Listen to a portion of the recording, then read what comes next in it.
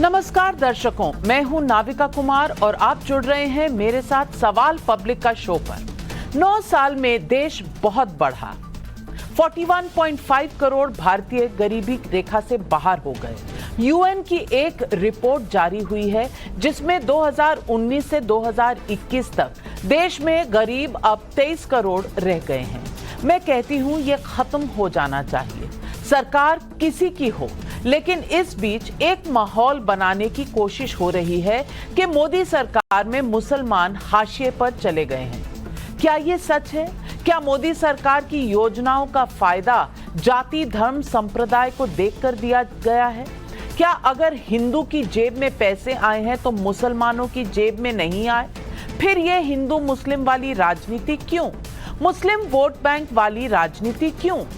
दर्शकों, अमेरिका दौरे पर अभी राहुल गांधी ने कहा था, आज मुस्लिमों के साथ जो हो रहा है वो वैसा ही है जैसा यूपी में 1980 के दशक में दलितों के साथ हुआ था। रामनवमी के जुलूस पर पथराव के बाद ममता बनर्जी ने कहा था, रमजान के दौरान मुसलमान अन्याय नहीं करते। और अब यूसीसी की बहस में असदुद्दीन ओवैसी ने कह दिया है, जो मोदी के इशारों पर कठपुतली बनकर नाच रहे हैं, मैं उनको सरकारी मुसलमान पुकारता हूं। इन बयानों को आज मैं इसलिए आपके सामने रख रही हूं क्योंकि एक और वो राजनीति है जहां मुस्लिम तुष्टीकरण और मुसलमानों को मोदी के खिलाफ भड़काने के आरोप हैं, तो दूसरी ओर नरेंद्र मोदी के भारत में मुसलमानों को लेकर एक सच्चाई मुस्लिम वर्ल्ड के बीच से सामने आ रही है। यूसीसी की सुगबुगाहट के बीच मुस्लिम देशों में नरेंद्र मोदी की आउटरीच का एक और चैप्टर 15 जुलाई को जुड़ेगा। प्रधानमंत्री मोदी फ्रांस के बाद सीधे यूएई जाएंगे, जहां उनकी राष्ट्रपति शेख मोहम्मद बिन जायद अल नाहयान के साथ एक और ऐतिहासिक मुलाकात होगी। कल ही सऊदी अरब के क्राउन प्रिंस मोहम्मद बिन सलमान के करीबी Sheikh doctor Mohammad bin Abdul Karim Al ईसा से मोदी की दिल्ली में मुलाकात हुई थी। सवाल पब्लिक का है कि क्या मोदी को लेकर राहुल गांधी, ममता बनर्जी और असदुद्दीन ओवैसी जैसे नेताओं को मुस्लिम वर्ल्ड ही गलत साबित कर रहा है? क्या भारत के मुसलमानों के साथ मोदी का सबका साथ सबका विकास वाला नाता उन्हें मुस्लिम वर्ल्ड का चहेता बना रहा है? और क्या मोदी पर मुसलमानों का बढ़ता भरोसा देखकर ओवैसी जैसे नेता परेशान हो रहे हैं और यूसीसी को लेकर अभी से आरोपों का पिटारा खोलकर बैठ गए हैं? यही है आज सवाल पब्लिक का।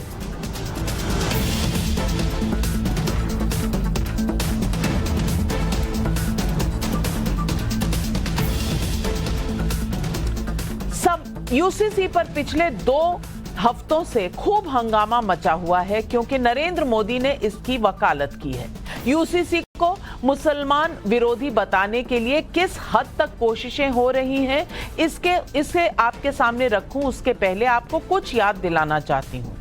3 तलाक को सुप्रीम कोर्ट से असंवैधानिक यानी अनकॉन्स्टिट्यूशनल करार दिए जाने के बाद मोदी सरकार ने कानून बनाया तो विपक्ष की नजर में कानून मुसलमान विरोधी हो गया। पड़ोसी देशों के पीड़ित अल्पसंख्यकों को नागरिकता देने का कानून बना तो भारत के मुसलमानों को लेकर हंगामा होने लगा और कहा गया कि मुसलमान कागज नहीं दिखाएंगे। सुप्रीम कोर्ट के आदेश से अयोध्या में राम मंदिर बन रहा है तो इसे असदुद्दीन ओवैसी जैसे नेता मुसलमानों के साथ नाइंसाफी बताते हैं। इसी कड़ी में मोदी सरकार की नीतियों को मुसलमान विरोधी बताने के लिए यूसीसी नया मुद्दा है। सुनिए असदुद्दीन ओवैसी का ये बयान। ये यूनिफॉर्म सिविल कोड से सबसे ज्यादा अगर तकलीफ होगी तो हमारे हिंदू भाइयों को होगी। आरएसएस ये समझ रही है कि मुल्ला जी को निशाना बनाएंगे तो भाई साहब आप हमारे नाम पे किसी और का नुकसान कर रहे हैं। आप नरेंद्र मोदी कहां से आ रहे हैं? दिखा तो रहे हैं कि मुसलमान को सबक सिखाएंगे मगर नुकसान देश का होने वाला है। अब जो लोग आज नरेंद्र मोदी के इशारों पर कठपुतली बनकर नाच रहे हैं, मैं तुमको सरकारी मुसलमान पुकारता हूं। याद रखो, शरीयत रास्ता है, तरीकत मंजिल है। शरीयत पर कोई कॉम्प्रोमाइज नहीं किया जा सकता। वेरी गुड, मेरे लिए दुआ करना भाई, गुनाहगार हूं। दुआ ये करना कि अल्लाह ज़बान में और तेजाबी दे।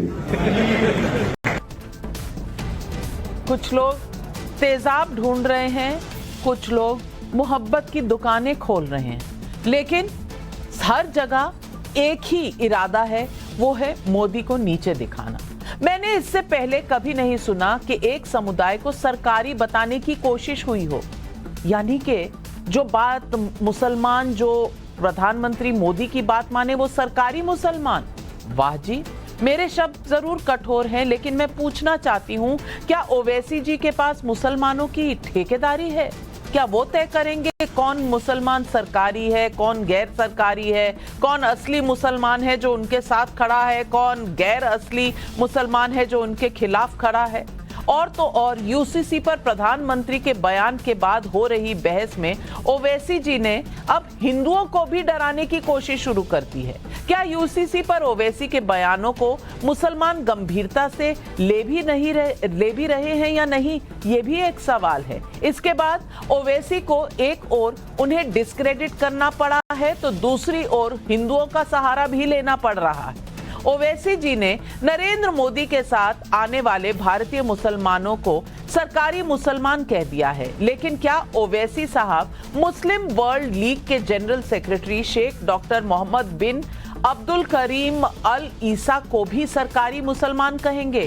क्या भारत के दौरे पर आए मालदीव के विदेश मंत्री अब्दुल्ला शाहिद सरकारी मुसलमान कहे जाएंगे?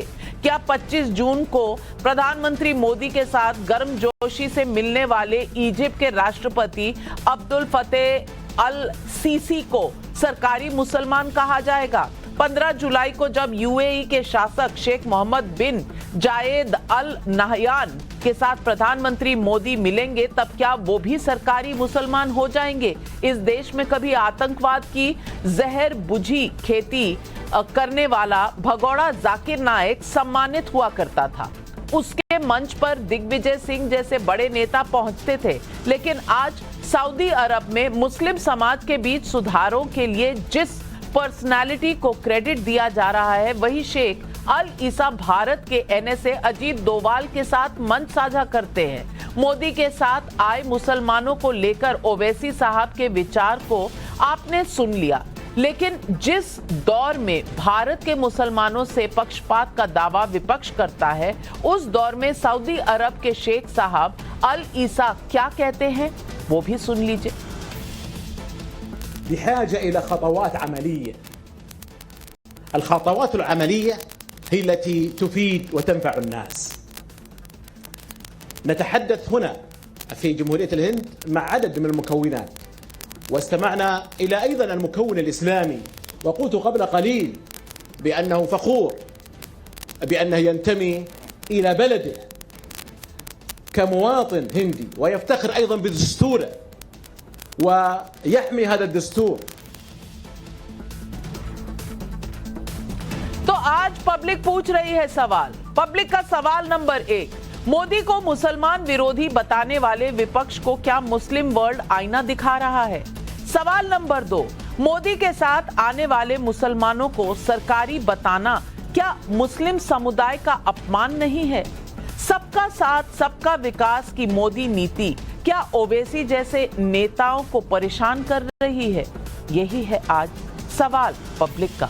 और आज इन सवालों के जवाब देने के लिए हमारे साथ जुड़ रहे हैं सुधांशु त्रिवेदी, सांसद है बीजेपी के, तहसीन पूनावाला राजनीतिक विश्लेषक, वारिस पठान प्रवक्ता हैं एआईएमआईएम के, एडवोकेट भी हैं, हर्षवर्धन त्रिपाठी वरिष्ठ पत्रकार है, जफर सरेशवाला पूर्व chancellor Maulana Azad national Urdu university, Atiqur Rahman राजनीतिक विश्लेषक। मैं सबसे पहले पूछना चाहती हूँ सवाल जफर सरेशवाला से। जफर सरेशवाला, ये सरकारी मुसलमान कौन होता है और ये सर्टिफिकेशन अथॉरिटी मुसलमानों में कहां बनाई गई है? कोई आईएसआई टाइप की एजेंसी है जो सबके माथे पे एक ठोक कर लगा देती है लेबल, आप सरकारी हैं, आप गैर सरकारी हैं? जरा बताइए, आज देश जानना चाह रहा है सरकारी मुसलमान होता कौन है? देखिए नाविका जी, मैं आपकी जो असल बात थी उस पर कहूंगा कि ये जो शेख ईसा जो आए हैं, ये कौन है? मैं समझता हूं कि उस मुल्क के बादशाह से भी ज्यादा हैसियत इनकी है। वो इसलिए कि ये वर्ल्ड मुस्लिम लीग उसके सेक्रेटरी जनरल हैं, और वर्ल्ड मुस्लिम लीग जो है वो मक्का में हेडक्वार्टर्ड है, और वो जितने मुसलमान हैं दुनिया में, वो शिया, सुन्नी, बरेलवी, देवबंदी, जितने पूरी दुनिया में, उनका सबका रिप्रेजेंटेशन करते हैं। और ये जो शेख ईसा हैं वो उसके सेक्रेटरी जनरल हैं, और बहुत सालों से उसके वाइस प्रेसिडेंट एक पाकिस्तान के बहुत ही रिनाउंड ज्यूरिस्ट हैं, मुफ्ती तकी उस्मानी, वो हैं। ये वर्ल्ड मुस्लिम लीग, इसको राबिता आलमी इस्लामी भी कहते हैं। इसके सदर मौलाना अबुल हसन अली नदवी रहमतुल्लाह अलैह जो लखनऊ के थे वो रहे हैं। तो उनका आना, ये मैं नहीं समझता कि कोई मामूली चीज है। और इतना उनका 5 दिन का प्रोग्राम है, अलग अलग लोगों से मिल रहे हैं, प्राइम मिनिस्टर साहब से मिले, वो प्रेसिडेंट से मिल रहे हैं। और ये जो कल प्रोग्राम हुआ वो तो ये मतलब, वरना आप बताइए कि ये वर्ल्ड इस्लामिक लीग जो है, वर्ल्ड मुस्लिम लीग जो है, कम से कम 60 साल से है, लेकिन आज तक मैंने तो नहीं सुना कि उसके सेक्रेटरी जनरल कभी हिंदुस्तान आए हों। उससे पहले शायद 1 महीने पहले अल अजहर, यानी इधर वर्ल्ड मुस्लिम लीग और उधर अल अजहर, जो दुनिया की सबसे बड़ी इस्लामिक यूनिवर्सिटी है, उसके चांसलर शेख अल्लाम आए थे। और मोदी साहब उसके बाद इजिप्ट गए, जो बहुत बड़ा इस्लामी मुल्क है। अभी जो सफर हो रहा है उनका, फ्रांस के बाद यूएई जा रहे हैं, वो एक इस्लामी मुल्क है। तो मैं समझता हूं कि इस तरह से डिस्टिंग्विश करना ठीक नहीं है। और ये बात जो है, ये शेख ईसा का यहां आना, ये मोदी साहब के लिए हिस्ट्री में जाने जाने वाली एक चीज होगी, चाहे आपको पसंद हो या ना पसंद हो। History will remember this of Sheikh Issa coming to India under the tenure of prime minister Modi.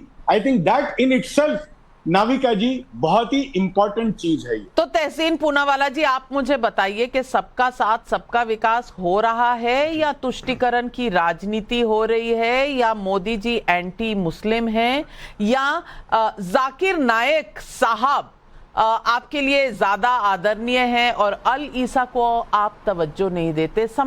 मुझे समझाइए कि मोदी को एंटी मुस्लिम कहने वाले जो भारत में रहते हैं, क्या वो ये पूरी फेरिस्त लिस्ट पढ़ रहे हैं? मालदीव्स के राष्ट्रपति अल ईसा साहब, तमाम लोग जो आ रहे हैं, यूएई जाना, इजिप्ट जाना, ये सब क्या दिखा रहा है तहसीन पूनावाला जी? अव्वल तो जो मोदी जी और भारत को जो प्रतिष्ठा मिल रही है मुस्लिम लीग और वर्ल्ड मुस्लिम लीग के जो सेक्रेटरी जनरल आए, इसमें मैं उनका इस्तकबाल करता हूँ, स्वागत करता हूँ, क्योंकि अगर मोदी जी की प्रतिष्ठा बढ़ती है तो भारत की प्रतिष्ठा बढ़ती है, यहां पर कोई बात नहीं है। लेकिन एक मुहावरा है, हाथी के दांत दिखाने और खाने के, वही बात सच्चाई है। आपका जो स्पेसिफिक 2 सवाल थे, क्या वर्तमान हुकूमत, वर्तमान मौजूदा हुकूमत मुसलमानों के खिलाफ है? मेरा उसमें जवाब है सिर्फ मुसलमानों के लिए, मुसलमानों, हिंदू, महिला, सबके खिलाफ है। टेम्पल्स को आजाद किया, मुसलमानों को किस तरह के कपड़े पहनते, कौन दंगा करता है, ये तो करने वाले वर्तमान प्रधानमंत्री थे। और क्या महिलाओं की इज्जत करती? कल ब्रिजभूषण शरण सिंह ने क्या किया आपके रिपोर्टर के साथ? ये देश के खिलाफ है, ये सरकार को जाना चाहिए। लेकिन जो आपका दूसरा सवाल है कि सरकारी मुसलमान कौन है, मैं उसका भी जवाब देता हूं। सरकारी मुसलमान वो लोग हैं जो टीवी डिबेट पर आते, वर्तमान सरकार के खिलाफ बोलते, इसलिए अनाप शनाप बोलते ताकि पोलराइजेशन हो, जिससे भाजपा का फायदा हो। जफर साहब आए, उनका इस्तकबाल है, स्वागत है, आए अपनी बात रखे। को बहुत लोग बोलते हैं सरकार के खिलाफ, लेकिन जो जबरदस्ती पोलराइजेशन करते हो भाजपा के पेरोल पे, वो इसलिए आते ताकि बंटवारा हो इस मुल्क के अंदर, डिवीजन हो, ताकि कौन है ये लोग? कौन है ये लोग? इशारा किस तरफ है?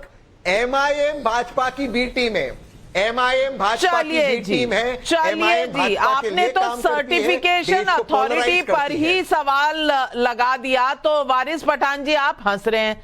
आप तय करते हैं कौन सरकारी मुसलमान है, कौन गैर सरकारी है। यूसीसी मुसलमानों के लिए खराब है कि हिंदुओं के लिए भी खराब है? अब आप ही पर उंगली उठा दी तहसीन पूनावाला जी ने। आप बता दीजिए भाई, कौन है सरकारी मुसलमान, और तहसीन पूनावाला कौन से सरकार के मुसलमान है, ये भी बता दीजिए। देखिए नविका जी, मैं देख रहा था आपने कमेंट्री में कहा कि ओवैसी जी मुसलमानों को भड़का रहे हैं, अब हिंदुओं को डरा रहे हैं कि यूसीसी ऐसा है। भड़काना और डराना ये गलत अल्फाज है। समझाना, लोगों को समझाना कि यूसीसी आने से क्या नुकसान होगा, ये गलत तो नहीं है। संविधान के दायरे में रहकर लोगों तक अपनी बात पहुंचाना कि यूसीसी आने से हमारे हिंदू भाइयों का भी गलत होगा, उनको तकलीफ पहुंचेगी, गलत तो है नहीं। क्योंकि हमारा तो यही मानना, अब तक यूसीसी की जो आपने बात की उसमें मोदी जी का यूसीसी क्या है किसी को पता नहीं है। ड्राफ्ट तो ना आपके पास है ना ड्राफ्ट मेरे पास है। अब हम तो देख रहे हैं कि ये बादल एकदम काला छाया हुआ है, अबर है, बारिश आने वाली है, तो हम छतरी खोल के तैयार बैठे हैं। हम तो हमारी बात रखेंगे हर तरफ और सबको समझाएंगे कि क्यों खराब है। क्योंकि हमारा देश जो है ना नाविका जी, संविधान से चलता है। संविधान में अनफेटर्ड राइट्स है, अनफेटर्ड आर्टिकल्स है, जो आर्टिकल 14 है, 15 है, 26 है, 29 है। आर्टिकल 29 प्लुरलिज्म, डिवर्सिटी, सेकुलरिज्म की बात करता है। और यूसीसी लाने से इसको क्या पूरा खत्म कर देंगे मोदी जी।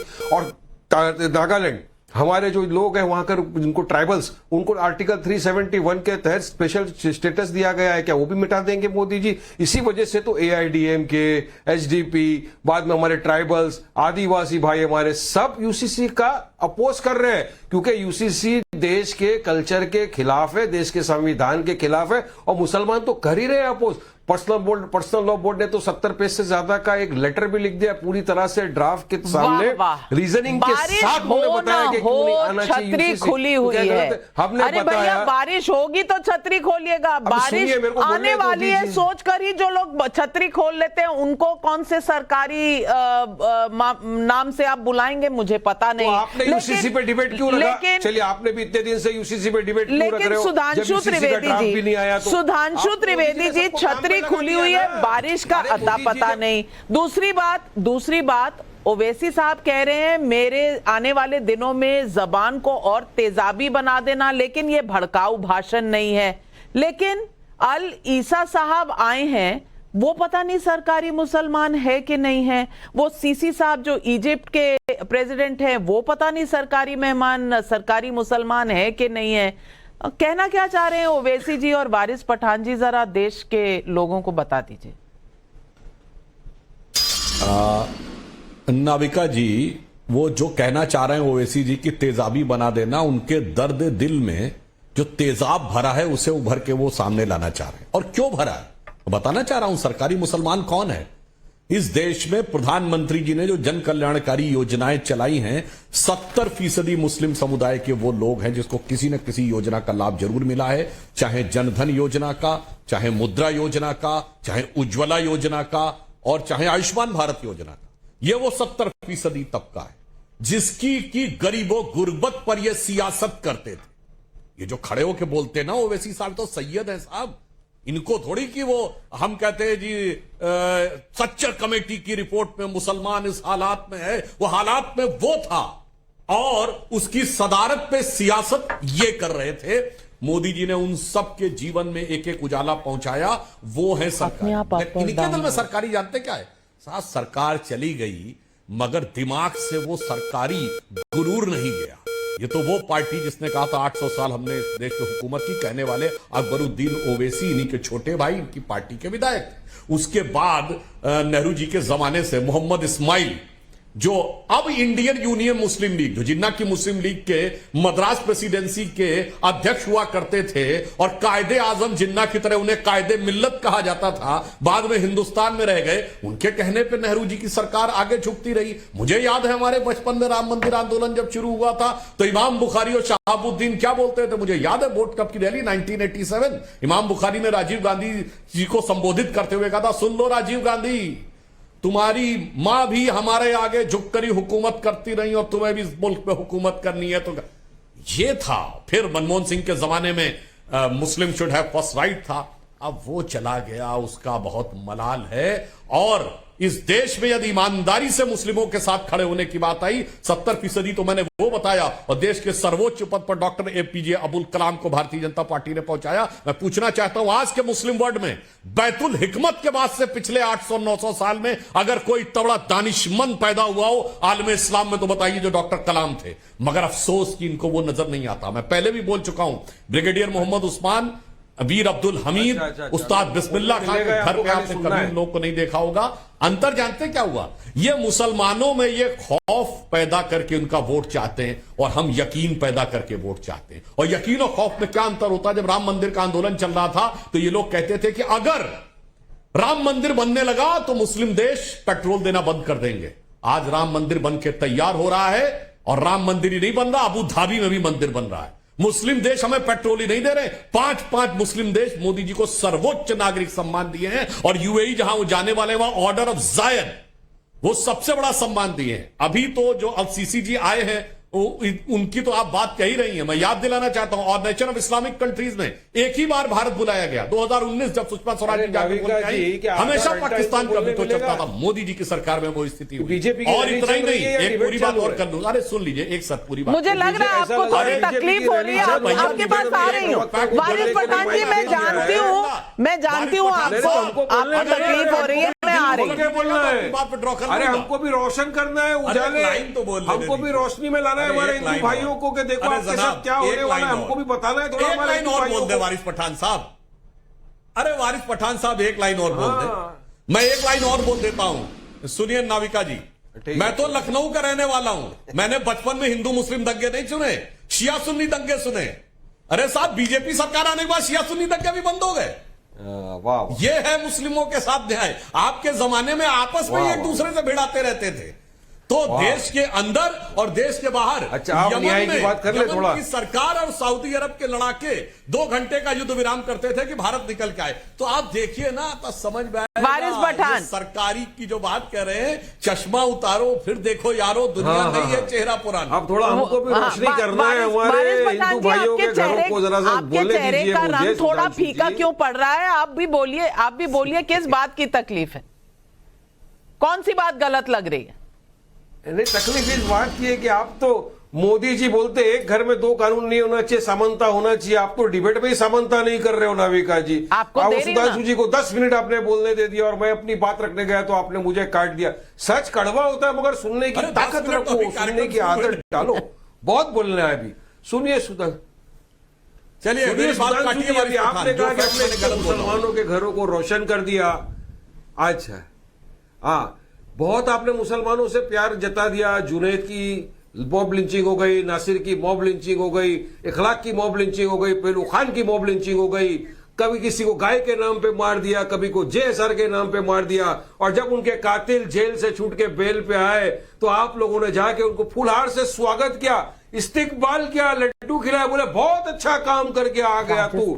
बिल्किस बानो मुसलमान थी, उसके बलात्कारियों को खुली फिजाओं में छोड़ दिया, बोले बहुत अच्छा काम कर दिया। आओ इलेक्शन का टिकट लो, चुनाव लड़ो, और उनको चुनाव में जिता के आपने असेंबली में भेज दिया। वाह, क्या मुसलमानों से मोहब्बत है। मोदी जी खामोश बैठे, आज भी धर्म संसद के नाम वारिस पठान जी, वारिस पठान जी, तो फिर तो मैं भी गिनवा सकती हूँ, कलम छोड़, मैं भी गिनवा सकती हूँ। कन्हैया लाल का उदयपुर में क्या हाल हुआ, ये भी गिनवाया जा सकता है। बीजेपी के प्रवक्ता है यहाँ, नाविका जी बीजेपी के प्रवक्ता है, आप उनको बोलने का मौका दीजिए। आपका टर्न आएगा बाद में। आप एंकर बन गए तो फिर कैसा वारिस पठान जी, आप एंकर भी बन गए। मुझे नहीं पता था कि एडवोकेट के साथ आपको एंकरिंग का भी शौक है। क्या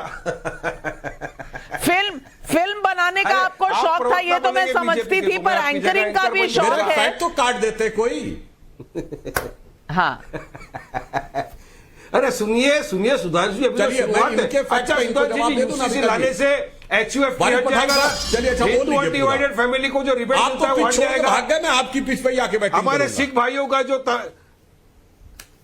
नहीं, मैं आपको बता रहा हूं सुधांशु जी, हम हिंदू भाइयों की फिक्र कर रहे हैं। क्यों पता है? अगर यूसी से लाए तो HUFC का जो बेनिफिट मिलता है ना हमारे हिंदू भाइयों को, खत्म हो जाएगा। ट्राइबल्स को जो वो दिया ना आर्टिकल 379 की तरफ प्रोटेक्शन, खत्म हो जाएगा। हमारे सिख भाइयों के अंदर जो तलाक का इश्यू है उसका आप क्या करेंगे? क्रिश्चियनिटी के अंदर विद जोरास्ट्रियन है, हर तरह के लोग उसके अंदर है, आप उसका क्या करेंगे? बताइए सारी चीजों का। गोवा के अंदर कानून अलग है, कहीं पर गाय जम्मी है, कहीं पर गाय बम्बी है, उसका आप क्या करेंगे? बताइए। अरे मुझे अगर हिमाचल प्रदेश में जाकर वारिस पठान को एक एप्पल का ऑर्चर्ड, एक एकड़ मेरे को खरीदना है एप्पल का ऑर्चर्ड, सुधांशु जी, खा के मुझे भी लाल लाल होना है, नहीं खरीद सकता हूं जाके मैं वहां का। उस कानून का क्या करेंगे? गुजरात में मुझे अहमदाबाद में जाकर एक फ्लैट खरीदना है छोटा मोटा, नहीं खरीद सकता वारिस पठान वहां पर जाकर। डिस्टर्ब एरिया देखते आप उस कानून का क्या करेंगे? तो आपको लाना नहीं है, भय फैलाना है। इनको आजकल एप्पल की जरूरत है, टमाटर नहीं खरीदना चाहते, एप्पल का बाग ही खरीदना चाहते हैं। सुधांशु जी जवाब दीजिए।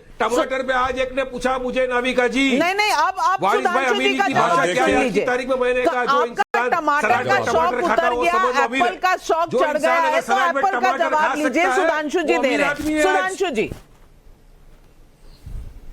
हाँ मैं जवाब दे रहा हूं। देखिए साहब, जमीन के हक का यूसीसी से कोई लेना देना नहीं, मगर मैंने जो फैक्ट्स बोले थे, वारिस पठान साहब ने बड़ी जद्दोजहद आपसे की बोलेंगे, मुझे लगा शायद एक आध फैक्ट काटेंगे मगर भाग गए। अब चलिए जो आपने बोला मैं उसी पे पॉइंट बाय पॉइंट बोलता हूं। आपने बड़ा मुस्लिमों के नाम गिनाए कि उनके साथ ये हो गया, अरे एक बार बोल देते इंस्पेक्टर अयूब पंडित की कातिलाना हत्या कर दी उस भीड़ ने जो जुमे की नमाज के बाद निकली मस्जिद से और मार दिया। बोल देते कर्नल फैयाज, लेफ्टिनेंट फैयाज कश्मीर के, उनको भी मार दिया गया। कभी बोल देते भारतीय सेना के सैनिक औरंगजेब को मार दिया गया कश्मीर में, बोल देते पश्चिमी उत्तर प्रदेश में एनआईए के तंजील अहमद को मार दिया गया, कभी वो भी बोल देते। मेरे भाई, अगर मुस्लिमों के प्रति बिल्किस बानो के लिए आपके दिल में इतना दर्द है तो पश्चिमी उत्तर प्रदेश में महिला इमराना भी तो मुसलमान थी जिसके साथ उसके ससुर ने बलात्कार किया। देखिए आप बोल रहे थे मैंने बीच में नहीं बोला, अब कृपया शांत रहिए, अब गलत बात मत बोलिए। अब पता है आपको, मैं आपके ही पॉइंट पे आके आपको पॉइंट बाय पॉइंट बता रहा हूं। इमराना के साथ उसके ससुर ने बलात्कार किया और फिर मौलवी ने फतवा दे दिया क्या वो अपने ससुर की पत्नी और पति की मां हो गई। काश उसके लिए भी बोल देते। मैंने तो आधा दर्जन गिना दिया मुस्लिमों के, मुस्लिमों में भी चुन चुन कर देखते हैं। यानी मुस्लिम की जिंदगी की कीमत सियासत के तराजू पे तौल के लगाई जाती है। और इतना ही नहीं, वो किस राज्य में है। अरे नहीं मोदी के, सुनिए उसको दूरबीन से मुसलमानों की कीमत लगाई, मैं आपको बता रहा हूं आज क्या कीमत कर दी है आपने मुसलमानों की जान की। आपके दिल में कितनी हिकमत है मुस्लिमों के लिए। मैं रोक रही हूँ वारिस पठान जी, 1 मिनट रोक रही हूँ। अतीकुर रहमान साहब भी हमारे साथ हैं। अतीकुर रहमान साहब, हर्षवर्धन त्रिपाठी जी भी हैं। दिल थाम के बैठिए, आऊंगी आपके पास वारिस पठान साहब। अतीकुर रहमान साहब, मैं पूछना चाहती हूँ आप सरकारी मुसलमान है कि गैर सरकारी मुसलमान है। दूसरा पूछना चाहती हूँ कि जो अल ईसा साहब आए हैं वो क्यों आए हैं? वर्ल्ड मुस्लिम लीग के सेक्रेटरी जनरल क्यों आए हैं? अगर भारत इतनी बुरी जगह है और मोदी इतने बुरे प्रधानमंत्री हैं, क्यों कह रहे हैं? और मैं उनका स्टेटमेंट आपको पढ़कर बताना चाहती हूं जो उन्होंने आज कहा है, और इस बात पर मैं आपका जवाब भी सुनना चाहती हूं, क्योंकि उन्होंने कहा है कि आई salute Indian democracy from the bottom of my heart. मैं सैल्यूट करता हूं कॉन्स्टिट्यूशन को इंडिया के। मैं कहना चाहता हूं कि भारत की फिलॉसफी और भारत का कल्चर है जो देश और दुनिया को सिखा रहा है मिलजुल कर रहना, हार्मनी से, यानी एकदम पीसफुली एक दूसरे के साथ रहना। अब अल ईसा साहब को तो ये भारत नजर आ रहा है, ये वारिस पठान साहब और ओवैसी जी को कौन सा भारत नजर आता है मुझे नहीं पता। और अब आप जब बोलेंगे तो प्लीज अपने आप को आइडेंटिफाई कर दीजिएगा कि आप सरकारी मुसलमान हैं या ओवैसी जी वाले मुसलमान हैं।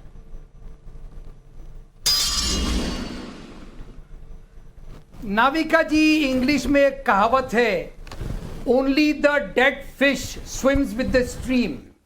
और सुधांशु जी, बीजेपी आरएसएस चाहती है कि मुसलमान समुदाय भी वही डेड फिश की तरह स्ट्रीम के साथ हमेशा फ्लो करे, चुप्पी साधी रहे और उफ ना करे। मैं अल ईसा साहब की जो भी बातें आपने मुझे बताई, अगर कभी मौका लगे तो ईसा साहब के सामने ये तत्व भी रख देना कि जो वो बात कह रहे हैं इंडियन डेमोक्रेसी, इंडियन कल्चर के बारे में, वो था। अभी कुछ और है 2014 से। अब अगर आपकी इजाजत हो नाविका जी, तो मैं आपको गिनाना चाहूंगा कि ये समुदाय को डेड फिश आप ना समझे। वी आर क्वाइट अलाइव, हम जिंदा हैं और जिंदा रहते हुए बीजेपी के साथ लड़ना चाहते हैं संविधान तरीके से। ये बीजेपी की सरकार ने अल ईसा साहब को आप बता दीजिएगा कि सुधांशु जी माइनॉरिटी मानने से इनकार कर रहे हैं। ये कहते हैं कि हम सेकंड लार्जेस्ट मेजॉरिटी हैं, यानी कि जो संवैधानिक हमको रूपरेखा दी गई थी हमारे कॉन्स्टिट्यूशन मेकर्स ने, उस माइनॉरिटी टैग और स्टेटस को ये मिटाने की कोशिश कर रहे हैं। कहां तक के ये संवैधानिक है आप इनसे पूछिए।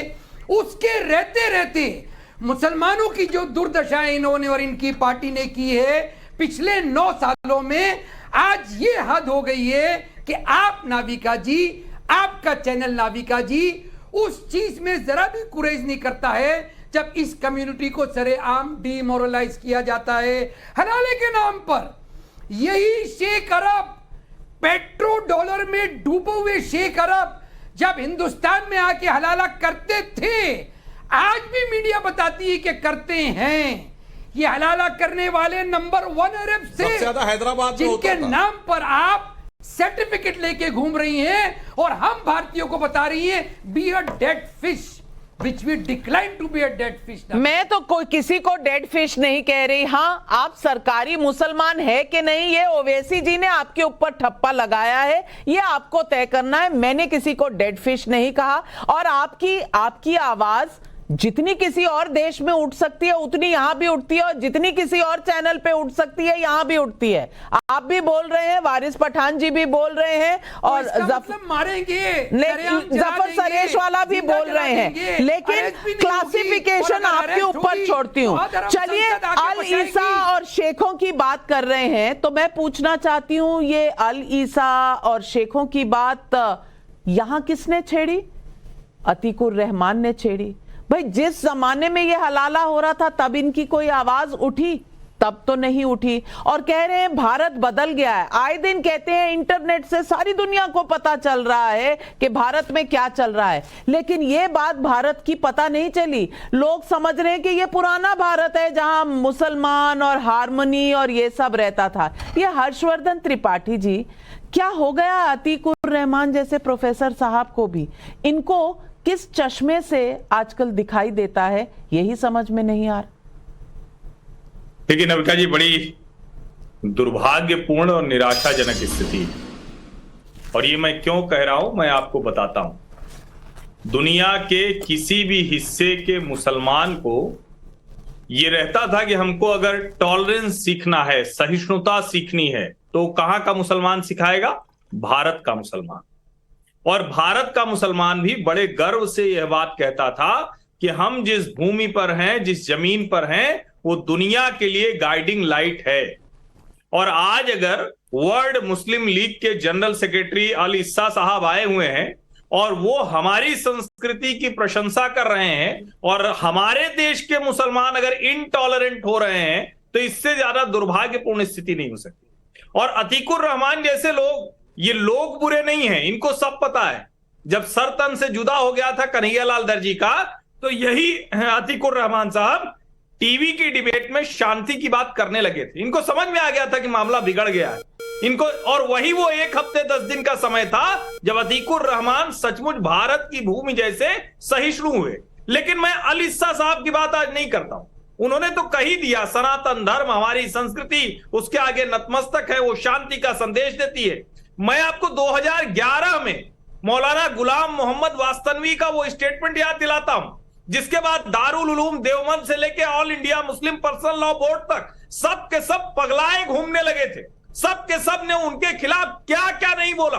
वो वास्तनवी जो पूरे गुजरात में मुसलमान बच्चों की शिक्षा के लिए, उनको आगे बढ़ाने के लिए काम करते हैं, उन्होंने बस एक बात कह दी थी कि मोदी के गुजरात में मुसलमानों के साथ कोई भेदभाव नहीं होता है, और उसका एक भी प्रमाण कोई नहीं बता पाता है। लेकिन अगर वो कोई कह देता है तो वो सरकारी मुसलमान हो जाता है। और जो ओवैसी कर रहे हैं, इसमें एक और खतरनाक बात जुड़ी हुई है। वो खतरनाक बात ये कि इस देश के हर हिंदू मुस्लिम को जो भारतीय जनता पार्टी को अभी वोट करता है, उसको इस सरकारी कहकर लोकतंत्र को कमतर करने की कोशिश कर रहे हैं, जहर फैलाने की कोशिश कर रहे हैं। मैं आज यही पब्लिक का सवाल उठाना चाहती हूं, क्योंकि पब्लिक के सवाल हैं, और शेख आसिफ वाराणसी से और सुरेंद्र शर्मा रायपुर से पूछ रहे हैं ये सवाल।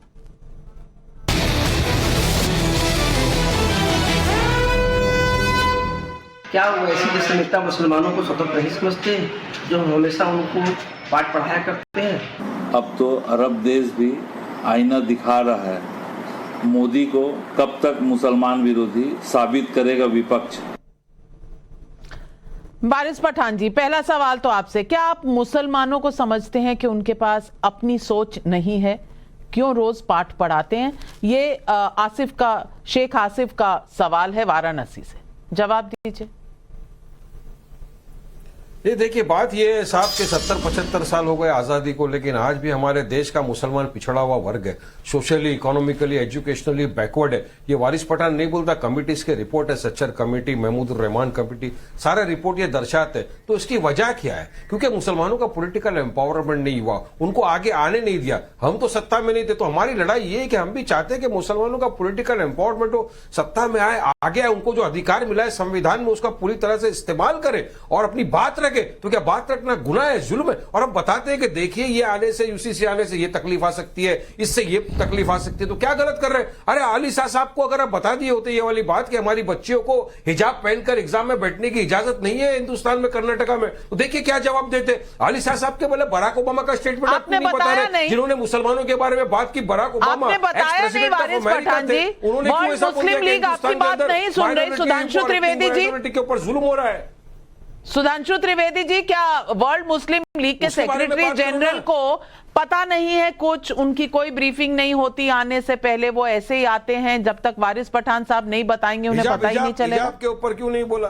मैं याद दिलाना चाहता हूं, हाँ हिजाब पर भी बता देना चाहता हूं। 2018 में शाह हुसैन ऑफ जॉर्डन भी भारत आए थे, और मैं उनका नाम इसलिए ले रहा हूं कि डायरेक्ट मोहम्मद साहब की डिसेंडेंसी में एक ही परिवार है जो सीधे उनकी वंश परंपरा में है, वह है शाह हुसैन ऑफ जॉर्डन। तो मैं वारिस पठान साहब और अतीकुर रहमान साहब दोनों से कहना चाहता हूं, उनकी 4 या 5 बीवियां हैं, एक की फोटो दिखाइए हिजाब में, जो मोहम्मद साहब के वंश में है, यानी जिसे अहले बहत कहते हैं, उसके जो वंश में है वो तो पहन नहीं रहे, और आप कह रहे नहीं ये हमें हिजाब ही पहनना है। अब आप ये बताइए, मुस्लिम देशों की महिला प्रधानमंत्रियों को कितनों को आपने हिजाब में देखा है? बेनजीर भुट्टो को, या बेगम खालिदा जिया को, या शेख हसीना को, या इंडोनेशिया जो दुनिया का सबसे बड़ा मुस्लिम देश है उसकी प्रधानमंत्री मेघावती सुकार्णो पुत्री को। अब मैं जवाब देता हूं, जो हिंदुस्तान की बात करो, डेड फिश, अरे यही आप मुस्लिम समाज को बना के रखना चाहते हैं, उसको डेड फिश की तरह बना के रखना चाहते हैं कि जो तुमको बताई गई थी वो जो दुनिया की धारा खत्म हो गई उसी के साथ बहते रहो, पीछे जाओ। और मैं वारिस पठान को बताना चाहता हूं, आज मुस्लिम समाज पिछड़ गया। जनाब, आजादी के समय मुस्लिम समाज देश का सबसे पढ़ा लिखा समाज था। 1931 की सेंसस जाके देख लीजिए, देश की साक्षरता दर 8% थी और यूपी में सैयद मुसलमानों की 24% थी। अब ये मत कहिएगा 24% पाकिस्तान चले गए, 1% गए थे केवल पाकिस्तान। क्यों इतनी नीचे आ गए भाई? ब्यूरोक्रेसी में 20% थे अफसरों में, आज 2% पे आ गए, शिक्षा में पीछे रह गए। क्यों? वो डेड फिश। अतीकुर रहमान साहब गौर फरमाइएगा, आपने सबके जहन पे कब्जा करके कहा, अरे इसीलिए तो आपने मुसलमानों को एक भी मिनिस्टर नहीं बनाया। कौन है बताइए? मोदी की कैबिनेट में मंत्री, उसके बाद बाहर बना दिया मुसलमानों को बीजेपी ने, बताइए।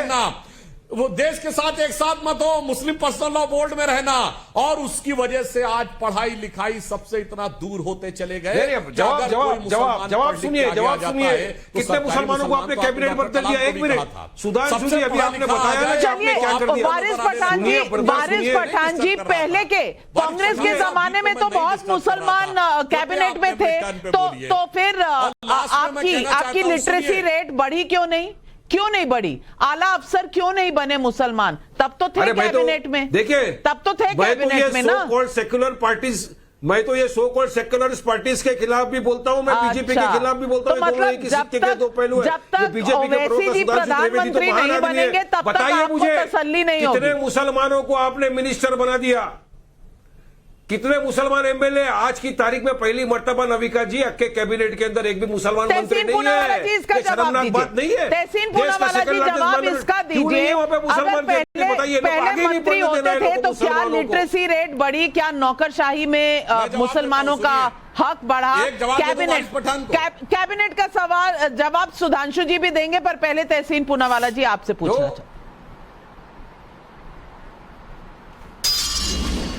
नाविका जी, मैं तो मानता हूं कि जो मौजूदा हुकूमत है, वर्तमान सरकार, वो बिल्कुल कम्युनल नहीं है, वो बेहद सेक्युलर सरकार है। आप मेरी बात सुन लीजिए, वो सेक्युलर ही सबसे भेदभाव करती है, चाहे वो बिल्किस बानो के बलात्कारी हो, चाहे वो जो हमारे रेस्लर्स है उनका जो शोषण करने वाले एमपीज है उनके पक्ष में खड़ी होती है। ये बलात्कारों मोलेस्ट करने वाले के पक्ष में खड़ी होती है। सेक्युलर सरकार है, हिंदू लड़की हो या मुसलमान लड़की हो, ये लड़की विरोधी सरकार है। ये सरकार के पास कोई नॉलेज नहीं। अब सुधांशु जी बहुत बड़े सांसद है, मैं उनकी बहुत आदर करता हूं, लेकिन नेशनल टीवी पर आते कहते कि जितनी भी सरकारी स्कीम थी 70% बेनिफिट्स, चाहे वो एलपीजी हो, चाहे वो घर हो वगैरह, वो मुसलमानों को मिला है। मैं आपसे पूछता नाविका जी, बड़े विनम्रता से पूछता हूं, सुधांशु जी इसका उत्तर दे दीजिए, ये कौन सी सरकारी स्कीम है जिसके अंदर आपको धर्म लिखना पड़ता है? ये मोदी जी की सरकार को कैसे पता धर्म के आधार पर घर मिला या एलपीजी सिलेंडर मिला है? क्योंकि आज तक मैंने तो कोई फॉर्म देखा नहीं जिसके अंदर धर्म लिखना जरूरी होता है। और कंपलसरी धर्म कैसे होता है? ये डेटा कौन कलेक्ट कर रहा है? ये डेटा कैसे कलेक्ट हो रहा है? ये डेटा लॉस के खिलाफ है। ये डेटा कहां स्टोर किया जा रहा है? डीबीटी जाता है, सबके नाम दर्ज होते हैं। कमाल है, आप डेटा का काम जानते नहीं है और इस तरह की बात करेंगे। चलिए सुधांशु जी जवाब दे रहे हैं। चलिए सुधांशु जी जवाब, चलिए आपने अपनी नॉलेज डिस्प्ले कर दी है। सुधांशु जी जवाब देंगे, मैं सबका फेवरेट हूं। धर्म लिखा जाता है, साफ दिखता है कि किसके पास गया। जैसे ये पता लगता है कितने एससी को इसका लाभ मिला, वैसे ही पता लगता है माइनॉरिटी में किस रिलीजन को मिला। मान्यवर पढ़े लिखे हो गए, आप कैसी बात कर गए? आप फंसाने के चक्कर में खुद फंस गए। और दूसरा सवाल भी था, दूसरा सवाल कैबिनेट में मुसलमान रिप्रेजेंटेशन ना भाई। 2011 में मुस्लिम परसेंटेज 16 है ना, तो 16% की गणना हुई है ना कि ये मुस्लिम है। अरे मेरे ये इतने परसेंट क्रिश्चियन है। बाकायदा जनगणना में कॉलम होता है मेरे भाई, क्या बात कर रहे हैं? बिल्कुल, तो उसमें एड्रेस में दिखता है ना, वो वेरीफाई हो सकता है कि किसके पास गया। ठीक है। अतीकुर रहमान, एक सवाल सुरेंद्र शर्मा का था कि जब इतने बड़े लोग आ रहे हैं, मुस्लिम नेशंस जब आईना दिखा रहे हैं, तो भी क्या मुसलमान जो इस देश में है वो समझना नहीं चाहते? ये सवाल है।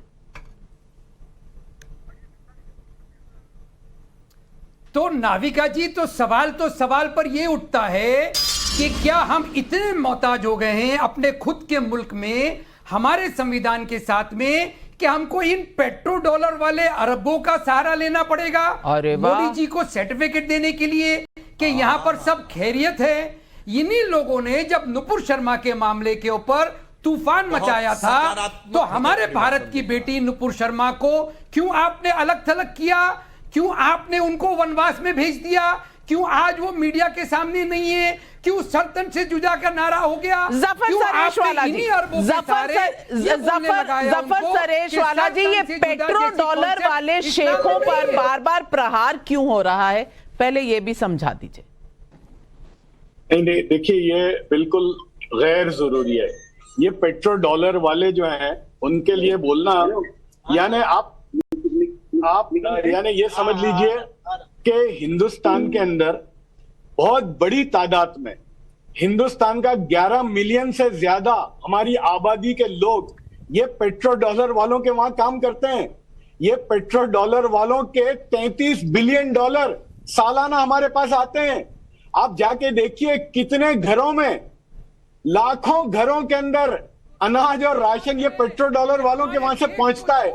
और मैं ये कहना चाहता हूं कि ये पेट्रो डॉलर वाले बहुत होशियार हैं, उनको हिंदुस्तान की हर चीज से वाकिफ है। यानी ईसा साहब को कुछ बताने की जरूरत नहीं है, उनको सब मालूम है। आप मुझे बताइए कि ये इस्लामी मुल्कों के 6 इस्लामी मुल्कों ने अपने यहाँ के सबसे बड़े अवार्ड मोदी साहब को दिए, तो क्या एक ऐसे शख्स को जो मुसलमानों का दुश्मन हो ये लोग अवार्ड देंगे? बड़ा सवाल तो ये है नाविका जी कि कैसे, क्या इतने गए गुजरे? नो लॉजिक नाविका जी, जवाब आपकी बात में लॉजिक है और उनकी बात में लॉजिक नहीं है। पता नहीं कौन सरकारी है कौन गैर सरकारी है। अशोक कुमार सिंह का पंचकुला से सवाल है, यूसीसी पर सारे मुसलमान तो एक साथ ओवैसी के फेवर में आते नहीं दिख रहे। ओवैसी मुसलमानों को मोदी की कठपुतली किस आधार पर बोल रहे हैं? हर्षवर्धन त्रिपाठी जी, इसका जवाब दीजिए। नहीं, देखिए, मैं नविका जी इसमें एक बात और जोड़ूंगा। अभी अतीकुर रहमान कहते कहते बोल गए, जब मैंने इनको लानत भेजी कि भैया भारत के मुसलमान सहिष्णुता अरब वालों से सीखेंगे क्या? तो अतीकुर रहमान को ध्यान में आया कि पेट्रो डॉलर वाले से सर्टिफिकेशन हो रहा है। ऐसा नहीं है। मैंने मौलाना गुलाम मोहम्मद वास्तनवी का भी नाम लिया, पहले मैंने कहा था सरेश वाला भी इसी डिबेट में, और जफर भाई भी जो काम कर रहे हैं, चाहे नाविका जी जानती हैं, शिक्षा के लिए काम कर रहे हैं। आपके आर्गुमेंट्स का सहारा नहीं लूंगा मैं। कमाल हो गया, आप आर्गुमेंट का सहारा नहीं ले रहे हैं, आप आर्गुमेंट देने की स्थिति में नहीं है, आपके पास लॉजिक नहीं है, तर्कहीन हो चुके हैं अतीकुर रहमान जी। और ये मेरे लिए बड़ा निराश करने वाला है, क्योंकि आप काफी पढ़े लिखे व्यक्ति हैं। लेकिन पेट्रो डॉलर वाले अरब से सर्टिफिकेट लेना पड़ रहा है, मुसलमानों को ये लानत की बात है। कमाल है, मक्का में रहने वाली काउंसिल से ही आपका अगर आज विश्वास उठ जाएगा तो अतीकुर रहमान पता नहीं सरकारी मुसलमान, असली मुसलमान, ये मुसलमान, वो मुसलमान, कहां से सर्टिफिकेशन होगी। डॉक्टर प्रभा अग्रवाल का दिल्ली से सवाल है, सभी के लिए एक कानून की बात हो रही है, फिर ये सवाल क्यों उठाया जा रहा है कि यूसीसी से मुसलमान टारगेट हो रहे हैं? वारिस पठान जी, यह आपके लिए है।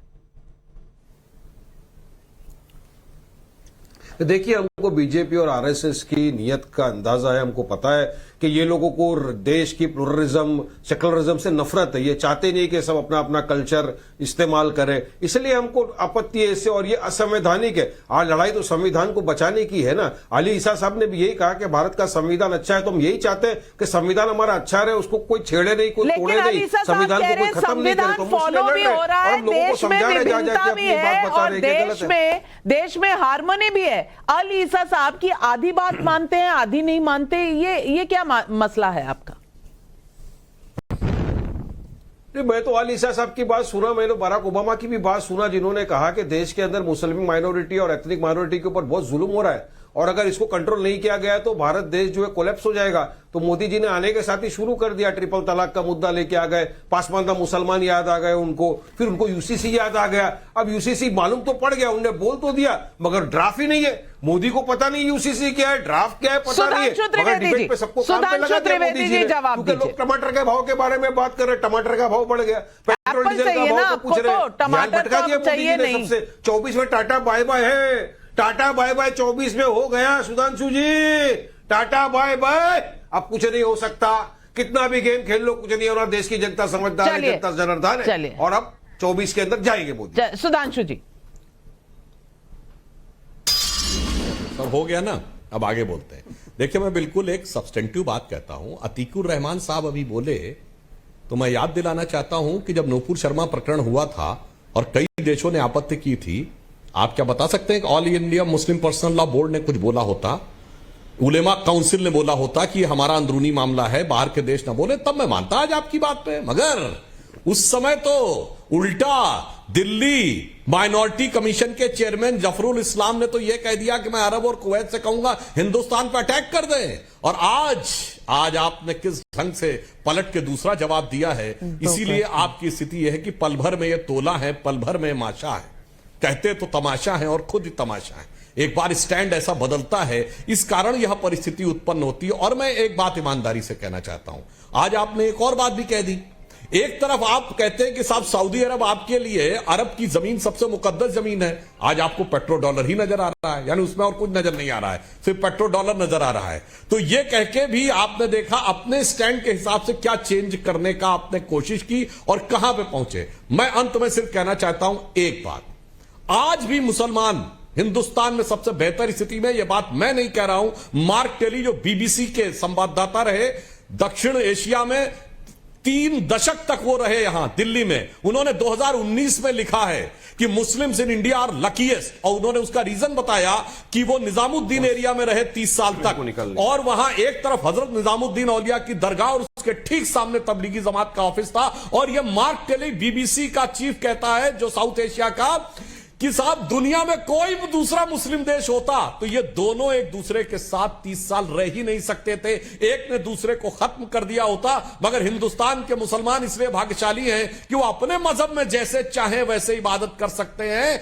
जो उन्हें अख्तियार दुनिया में कहीं नहीं मिलता। अदब से कहता हूं जनाब, एकमात्र देश है जहां मस्जिदों में धमाके नहीं होते, जहां एक दूसरे के खिलाफ फतवे नहीं होते, सिर्फ हिंदुस्तान में ही। और इस्लाम के सारे फिरके अगर किसी एक देश में पाए जाते हैं तो वो 56 के 56 मुस्लिम देश में एक भी नहीं है, हिंदुस्तान में ही है। बिल्कुल। यहाँ की साझा हिंदुस्तान में किसी को कोई अच्छाई ना दिखे तो क्या करें? मुद्दा सिर्फ इतना है कि आप अच्छाई देखना चाहेंगे तो आपको जरूर दिखेगी वारिस पठान साहब, अतीकुर रहमान साहब, लेकिन देखकर भी अनदेखा कर देंगे तो इसका इलाज किसके पास होगा? इसका तो शायद अल्लाह या भगवान या ऊपर वाला ही जवाब दे सकता है। घेवर राम चौहान का पाली राजस्थान से सवाल है, यूसीसी लाने से ओवैसी को तकलीफ क्यों हिंदू मुसलमान कर रहे हैं? मिलन चतुर्वेदी का जौनपुर से सवाल है, जिस पार्टी को मुस्लिम आबादी का 1% वोट भी नहीं मिलता उसका पूरे मुस्लिम समुदाय का लीडर होने का दावा करना क्या सही है? ये सवाल दुनिया पूछ रही है क्योंकि दुनिया समझ रही है। एक और भारत में दुनिया की दूसरी सबसे बड़ी मुस्लिम आबादी होने का जश्न मनाया जाता है तो दूसरी ओर उन्हें वोट बैंक बनाए रखने की राजनीति 70 साल से जारी है। नरेंद्र मोदी की सरकार ने मुसलमानों को वोट बैंक समझने की इसी मानसिकता को अपनी नीतियों से चुनौती दी है। मैं ये नहीं कह रही कि 2014 के बाद से कभी सांप्रदायिक हालात पैदा नहीं हुए, लेकिन मुसलमानों को टूल किट समझने वाली राजनीति के सामने अस्तित्व का संकट जरूर खड़ा हुआ है। ये किस तरफ आगे बढ़ेगा हम आपको बताते रहेंगे क्योंकि यह है सवाल पब्लिक का।